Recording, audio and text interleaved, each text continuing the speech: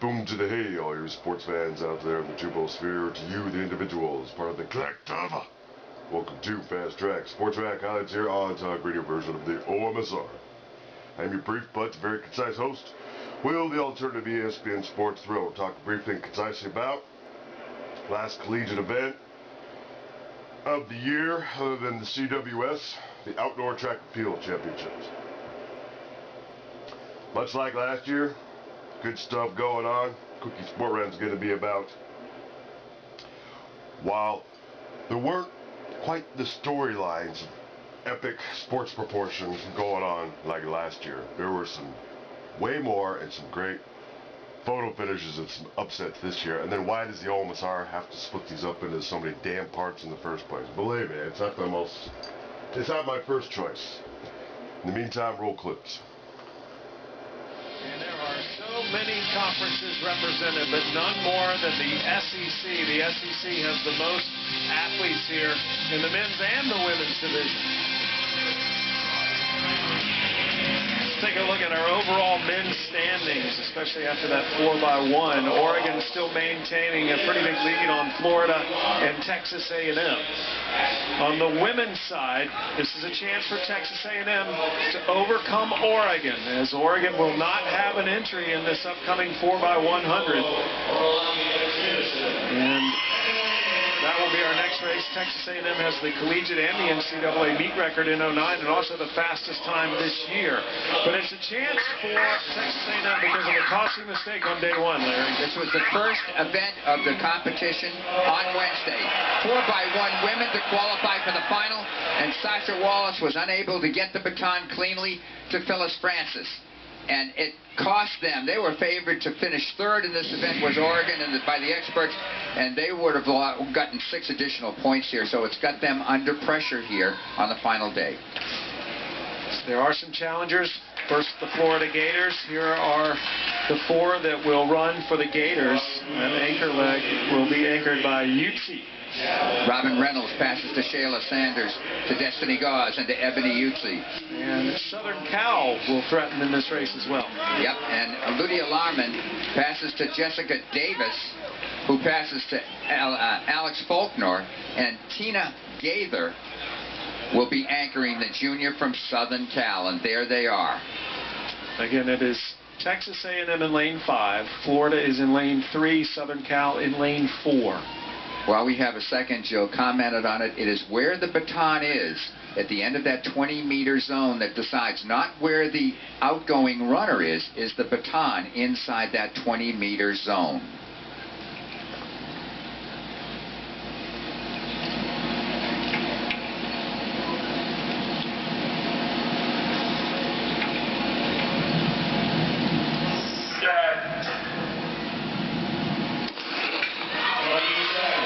Fast and furious, this 4x100 meter relay.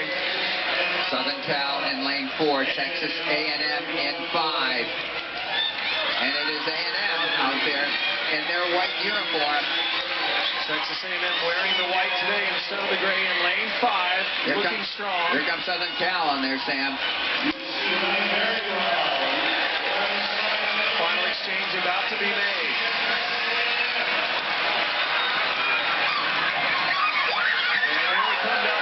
And it is Southern Cal and Texas A&M racing to the finish, and it's going to be Equine who finishes strong for Texas A&M, and therefore the Aggies defend their 4x100 title, and they have just won this relay for the 6th time in the last 7 years.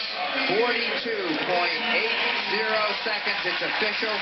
Southern Cal in 43 seconds flat. Southern Cal ran a superb race, and that's their best time of the year. Their passes were excellent. They ran a particularly strong backstretch with Jessica Davis, and there's the second exchange down that backstretch, but it was the power and speed after this leg. They both run well on this turn. Southern Cal still has the lead by about 1.5 steps, and on this exchange, watch Olivia Equine in the white uniform there for Texas A&M. She just has too much top-end speed.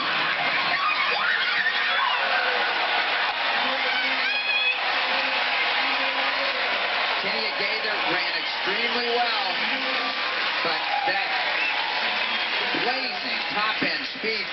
Cornet solidifies the victory for Texas A&M and 10 big points for the Aggies.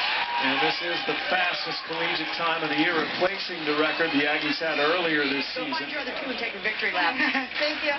The World Relays we just held in the Bahamas with 40 countries participating. And in the 4x1, only 5 countries ran faster than Texas and A&M did in the 4x1. Some good stuff going on there. You know where you are based on the title. I wholeheartedly recommend to go back and see part 1 so that the context and the backdrop, the background as to why this event's always held there. Other than the beautiful weather in that stretch of Oregon. When I was married, I honeymooned up the coast. Perfect temperature and lower humidity, even with a higher humidity. Great location to be getting your body temperature all worked up. So, yeah, plenty of other, depending on, trying to figure this out here, how to say this. Depending on which one you've seen, I contrasted the men to the women's, mostly on the track, because that's what they were focused on, frankly, and not so much the field. So, quickie sport rant. Why does the OMSR have to break this up into so many little itty-bitty parts? Well, like with last year, I did a show in a different style, and I will be the first to say I was a little too hopped up that day. And yeah, it's a little too in your face, too silly, and it was too long in the beginning. I've been doing talk radio version now for a while to cover and/or mass produce a lot of different sporting events. Only if it's a big deal do I do a show live from the set, which has been only 3 so far this year. But now there's only 2 on the channel because the Florida State fourth quarter, somebody came along and flagged it, trying to piggyback on some bogus third-party content ID claim. And therein lies the heart of the matter. You try to borrow from other sources. The OMSR is always stuck to the tenets of the OMSR sponsor being the DMCA. However, these can still get flagged.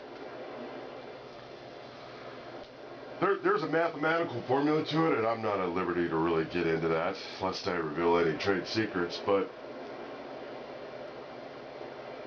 that's the reason why there's more.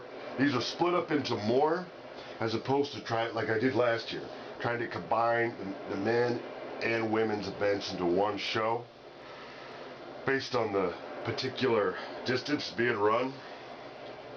This year, they're all separated. But at least you'll know, since this is the baseline show, the intro will be the same. The intro here will be the same.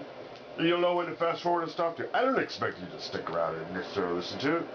What I'm saying, I'm kind of assuming at this point, because of upcoming Gen 5.0, I've decided to take like the longer parts of the sports talk radio, what we're doing right now, and put it at the end. So the intros are always only 1 minute now. And like for baseball, won't be any in the beginning. I'll put it all to the end. But it indemnifies the OMSR position by me doing this, because it increases the original content, and you might learn something a little bit about YouTube and fair use standard of the DMCA. And when I'm not going on and on and on about this, because I'm worried about T3 Media coming in, the NCAA's media arm, and flagging all of these, get a quickie sport rant that's relevant to the sporting events being covered. And I sort of already did that by saying there were a lot more thrilling finishes this year, even though the storylines didn't quite match up to last year. All the video highlights courtesy to ESPN and the NCAA. Everything else to the OMSR. Okay, that's it. Thanks for watching. Those silly DUIs while you're out there. Celebrate what's left in the finals. We are laid out.